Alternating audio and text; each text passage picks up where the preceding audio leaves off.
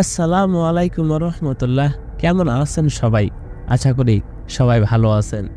আজকে আপনাদের কাছে যে ভিডিওটি নিয়ে হাজির হয়েছি, জিন কি নারী ও পুরুষের সাথে সহবাস করে? সুপ্রিয় দর্শক, আমাদের মধ্যে অনেকে আছি যারা জিন পরীকে বিশ্বাস করি না। এই ভিডিওটি দেখলে আমি বিশ্বাস করিয়েই ছাড়ব যে জিন পরী আছে এবং তারা নারী ও পুরুষের সাথে সহবাস করে। কাজেই ভিডিওটি শেষ পর্যন্ত না দেখে বা না শুনে কোনো রকম বাজে মন্তব্য করবেন না, কারণ আপনি সম্পূর্ণ বিষয়টি না জেনে বাজে মন্তব্য করতে পারেন না। তাই ভিডিওটি সম্পূর্ণ দেখুন এবং মনোযোগ দিয়ে শুনুন, তারপর আপনার মুখের বলি কমেন্টের মাধ্যমে ছাড়ুন।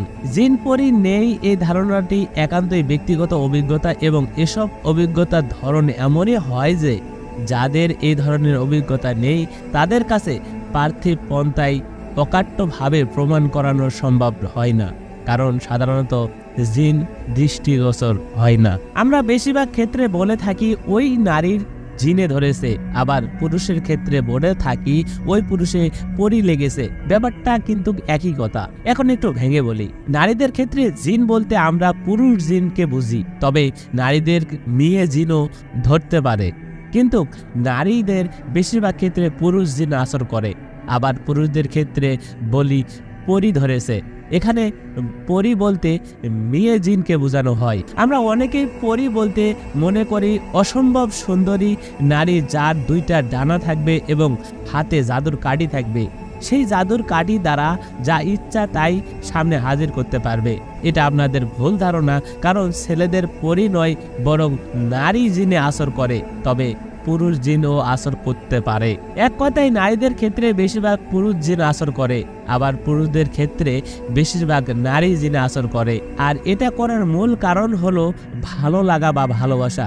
তারা শারীরিক সম্পর্ক করার জন্য বেশিরভাগ ক্ষেত্রে আসর করে, তবে সব জিন শারীরিক সম্পর্ক করে না। সাইকুল ইসলাম ইনবে তাহমিয়া রহমতুল্লাহ আলাই বলেন, জিন যৌন ইচ্ছা পূরণ করার জন্য খারাপ ইচ্ছা অথবা ভালোবাসা থেকে মানুষকে দখল করার চেষ্টা করে। এটা ফায়সা, অশ্লীল এবং নিষিদ্ধ আচরণ।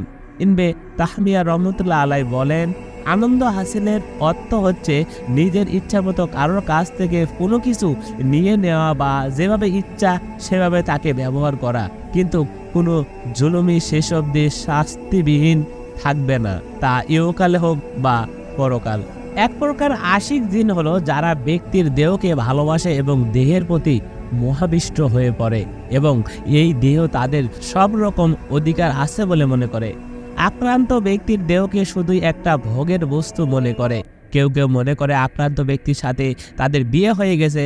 আক্রান্ত ব্যক্তি বিবাহিত হলে জিন তাদের বিবাহিত জীবনে অনেক জটিলতা তৈরি করে, স্বামী স্ত্রীর সম্পর্কের মাঝে নানান জটিলতা সৃষ্টি করে, শেষ অবধি তালাক পর্যন্ত নিয়ে যায়। আক্রান্ত ব্যক্তি অবিবাহিত হলে তার বিবাহ নিয়ে নানান জটিলতা তৈরি করে, বিয়েকে প্রায় অসম্ভব করে তোলে। এক প্রকারের আশিক জিন অনেক বেশি ক্ষতিকর এবং এরা ফাহশা বা অশ্লীল কাজে আক্রান্ত ব্যক্তিকে ব্যবহার করে। বিকৃত রুচির জিন বলতে পারেন, মানসিক এবং শারীরিক ভাবে অনেক টর্চার করে। কখনো তাদের পরিচিত অথবা অপরিচিত মানুষের রূপে এসে ধর্ষণ করে। এটা স্বপ্নের মতো অথবা জাগ্রত অবস্থাও হতে পারে।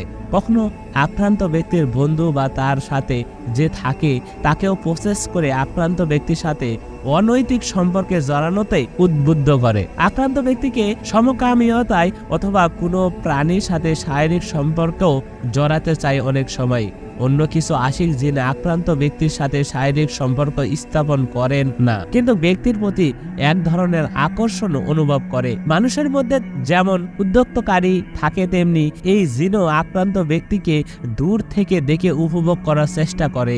এভাবে থাকতে থাকতে একসময় কখনো সিদ্ধান্ত নিয়ে ব্যক্তিকে প্রসেস করারও চেষ্টা করতে পারে। এখন আপনি হয়তো এই কাজগুলো বিশ্বাস করছেন না, কারণ আপনি হয়তো কখনো জিন দেখেননি বা জিন দ্বারা ভুক্তভোগী নয়, কারণ আগেই বলেছে ভুক্তভোগীরা ছাড়া এটা কেউ জানতে পারে না।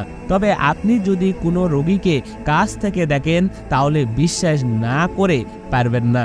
আমি নিজেই অনেকবার দেখেছি আমাদের এক প্রতিবেশী চাচির মাগরিবের আজানের পর জিন শূন্যে ভাসিয়ে উড়ে নিয়ে যাচ্ছিলেন মাঠের দিকে, আর আমি সন্ধ্যার সময় মাঠ থেকে বাড়িতে ফিরছিলাম।